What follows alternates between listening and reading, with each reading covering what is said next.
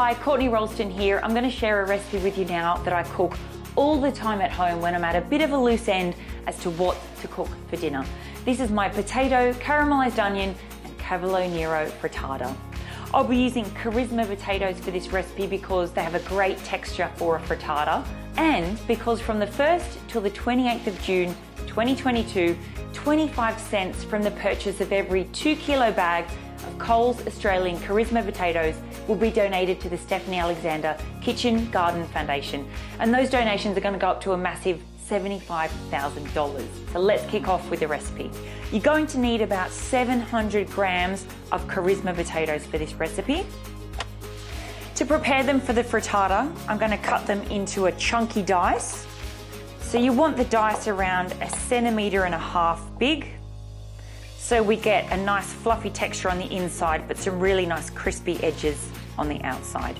And I'm just going to repeat that with all 700 grams of potatoes. That's all of the potatoes diced up. I'm just going to start by popping some extra virgin olive oil into a pan. That's about 1/3 cup of oil. And then I'm simply going to pop our Carisma potatoes into the oil. Season with a pinch of sea salt. Now all you need to do for around 8 to 10 minutes is to keep moving the potatoes around, and we want to cook them until they get some beautiful golden edges on the outside. Now that the potatoes have got these beautiful crispy golden edges on them, I'm going to pop in 1 brown onion, and that's just been sliced up. And all I'm going to do with the onion is to gently cook this down for another, say, 6 to 8 minutes, or until the onion is beautiful and soft and caramelized.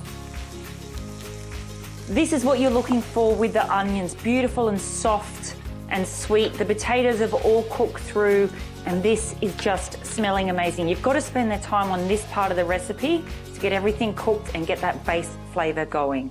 The next thing to go into the frittata is a couple of cloves of garlic, and I've just finely chopped them up, and they're just going to need a couple of minutes to cook through. While that garlic is just gently cooking, we can prepare the Cavalo Nero. So Cavalo Nero is sometimes called Tuscan kale or black cabbage. It's got a beautiful squeaky texture, just like regular cabbage, and it's really, really good for you. Full of iron, full of vitamins, and it's really great in soups and frittatas. So with the Cavalo Nero, there's a stem and a softer leaf. So to prepare it, I find just taking the softer leaf from the stem until it's about halfway down, and then just grab your fingers and kind of just pull the leaf, and you'll end up with the soft leaf and the stalk. So you want about half a bunch Cavalo Nero, and all I'm going to do with the stems, we don't want to waste these, so I'm going to finely chop the stems up. These take a little bit longer to cook than the leaves. And I'm going to pop them into the pan a couple of minutes before I put the leaves in.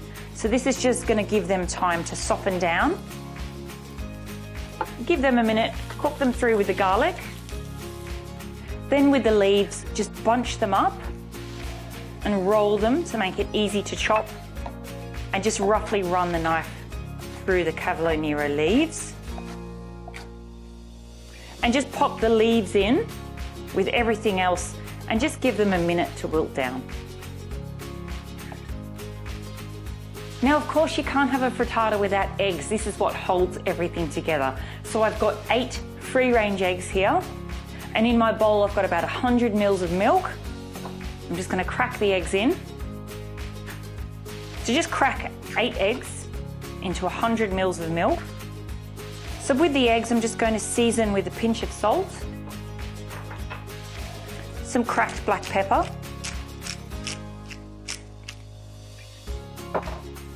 and to add a little bit of umami into the eggs, I like to put in some Parmesan cheese. So I'm just running this through a microplane, and you want about 30 grams of Parmesan cheese to go into the frittata.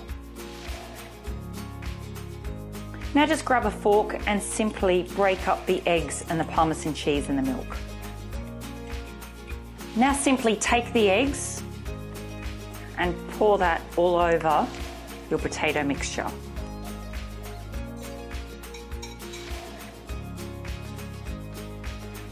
I like to pop a tiny bit more Parmesan over the top.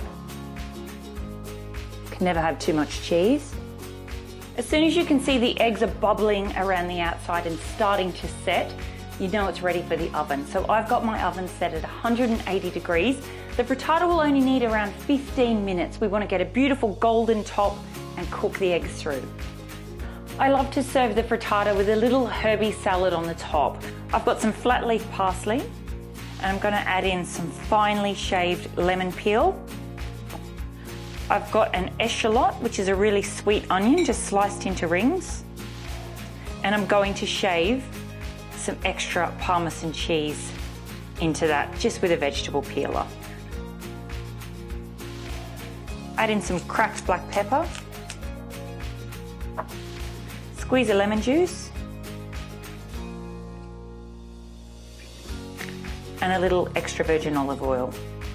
One of my favourite herbs to go with both potatoes and eggs is dill, so I'm just going to roughly break off some frons into our little herby, lemony onion salad. Just give that a toss through.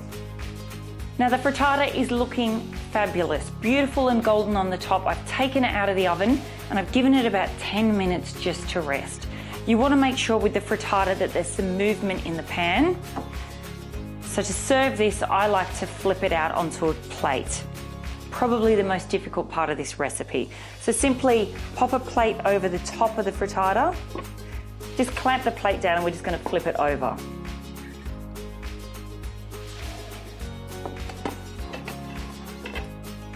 Look at that caramelized onion, all of those crispy potatoes, and that gorgeous, gorgeous bright green kale. Now just top with that lemony herby salad. As soon as that hits the warm frittata, it just brings everything to life. And that is one of my absolute favorite and simple recipes to whip up at home. All done in one pan. You can add in whatever you've got in the fridge. It's a great meat-free dinner or lunch, and it's great cold the next day for lunch or even packed into school lunch boxes. That is my potato, caramelized onion, and Cavalo Nero frittata.